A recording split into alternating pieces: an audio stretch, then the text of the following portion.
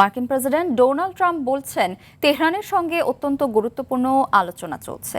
আলোচনায় ফল না এলে ইরানে আবারও হামলা শুরু হতে পারে, এমন সতর্ক বার্তাও দিয়েছেন ট্রাম্প। অন্যদিকে সার্বভৌমত্ব রক্ষায় কূটনৈতিক চেষ্টা অব্যাহত থাকার কথা জানিয়েছে ইরান।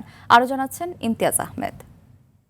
তিব্বত লাক্সারি সো, বাংলাদেশের রূপ। ইরান ইস্যুতে একদিকে কূটনীতির বার্তা, অন্যদিকে সামরিক অভিযানের হুমকি। মার্কিন প্রেসিডেন্ট ডোনাল্ড ট্রাম্প জানান, তেহরানের সঙ্গে অত্যন্ত বন্ধুত্বপূর্ণ আলোচনা চলছে, তবে দীর্ঘ সময় ধরে আলোচনা চালিয়ে যাওয়ার পক্ষে তিনি নন। ট্রাম্প বলেন, আলোচনায় ইতিবাচক ফল এলে ভালো, আর ব্যর্থ হলে 2 দিন আগে যা হচ্ছিল আবারও সে একই পথে ফিরবে যুক্তরাষ্ট্র। আমার অনেক ধৈর্য, হাতে যথেষ্ট সময় আছে। তাদের পুরো উপকূলীয় এলাকা ধ্বংস হয়ে গেছে। হরমুজ খুব ভালো অবস্থায় আছে, এটি এখন পুরোপুরি আমাদের নিয়ন্ত্রণে। তাদের সঙ্গে কথা বলেছি, তারাই আলোচনায় বসতে চেয়েছে। আলোচনা ভালোভাবে এগোচ্ছে, দেখা যাক কি হয়। ইতিবাচক কোনো সমাধানে যথেষ্ট সম্ভাবনা আছে।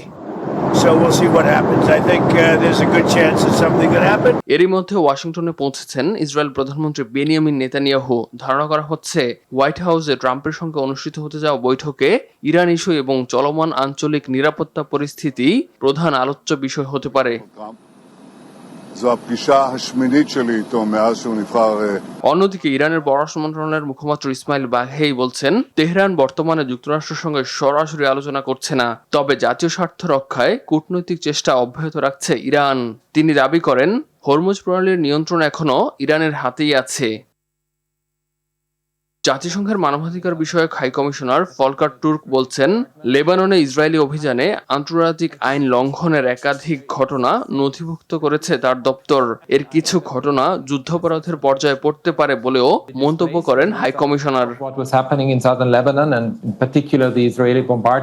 এদিকে আঞ্চলিক 2 কর্মকর্তার বরাতে বার্তা সংস্থা এপি জানাচ্ছে, কাতার ও পাকিস্তানের নেতৃত্বে মধ্যস্থতাকারীরা ওয়াশিংটন ও তেহরানের মধ্যে দূরত্ব কমিয়ে অন্তর্বর্তী যুদ্ধবিরতি পুনঃস্থাপনের চেষ্টা চালিয়ে যাচ্ছে। ফলে যুদ্ধ নাকি কূটনীতি, মধ্যপ্রাচ্যের ভবিষ্যৎ এখন সে সিদ্ধান্তের অপেক্ষায়।